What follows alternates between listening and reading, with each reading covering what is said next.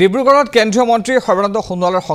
সংবাদমেলৰ বিষয় মোদী চৰকাৰৰ 11 বছৰৰ সংকল্পৰ পৰা সিদ্ধিলৈ সংবাদমেলত উপস্থিত থাকে সাংসদ ৰামেশ্বৰ তেলী মন্ত্ৰী প্ৰশান্ত ফুকন লগতে বিমল বৰা উপস্থিত থাকে সংবাদমেলত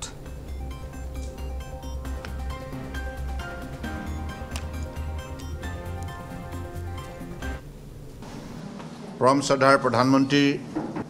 নৰেন্দ্ৰ মোদী ডাঙৰীয়াৰ নেতৃত্বাধীন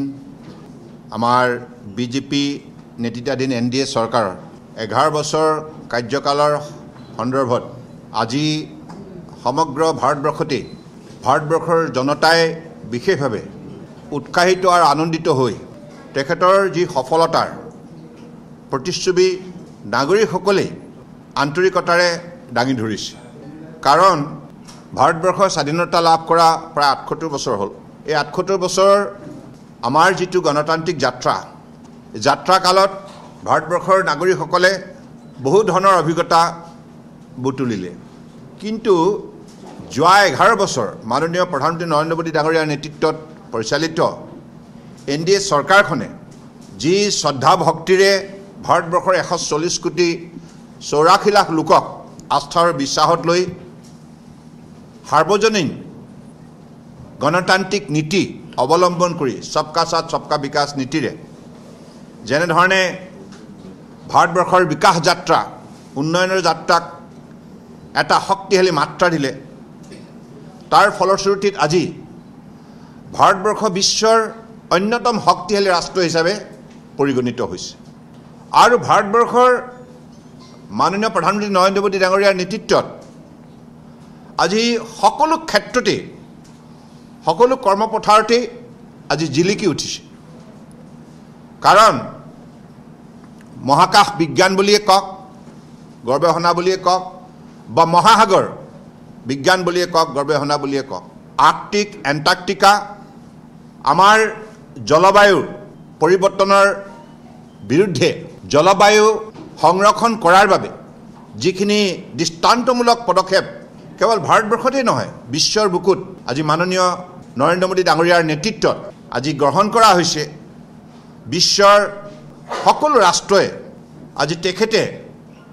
ক্লাইমেট চেঞ্জৰ লগত মোকাবিলা কৰিবৰ কাৰণে ক্লাইমেট একশ্যনৰ যি কাৰ্যসূচী দৃষ্টান্তমূলকভাৱে হাতত লৈছে তাৰ ফলস্বৰূপত আজি বিশ্ববাসীয়ে সকাহ পাইছে আমি ভাৰতীয় নাগৰিকসকলেও আজি ভাৰতবৰ্ষৰ বুকুত কেনেধৰণৰ প্ৰকৃতি সংৰক্ষণ কৰিব লাগে এক পেৰ মা কে নাম এনেধৰণৰ কাৰ্যসূচীৰ যোগেদি স্বচ্ছ ভাৰত অভিযান গংগা চাফাই অভিযান আৰু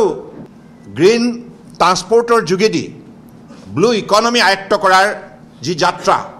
এই কথাবিলাকে আজি উঠি অহা প্ৰজন্মকো আমাৰ প্ৰদূষণমুক্ত এখন ভাৰত নিৰ্মাণ কৰাৰ ক্ষেত্ৰত প্ৰতিগৰাকী নাগৰিকক সচেতন কৰি তুলিছে সজাগ কৰি তুলিছে সক্ৰিয় কৰি তুলিছে গতিকে এই পৰিৱৰ্তনবিলাকে আজি ভাৰতবৰ্ষক বিশ্বৰ বুকুত এটা শক্তিশালী মাত্ৰা দিছে আনপিনে সেৱা সুশাসন আৰু গৰীব কল্যাণ আপোনালোকে সকলোৱে দেখিছে যে নিস্বাৰ্থভাৱে দেশবাসীক সেৱা কৰাৰ যি দৃষ্টান্তমূলক উদাহৰণ মাননীয় প্ৰধানমন্ত্ৰী ডাঙৰীয়াই সন্মুখৰ পৰা দেখুৱাইছে তাৰ ফলত আজি সুশাসন ব্যৱস্থা সম্ভৱ হৈছে গুড গভৰ্নেন্স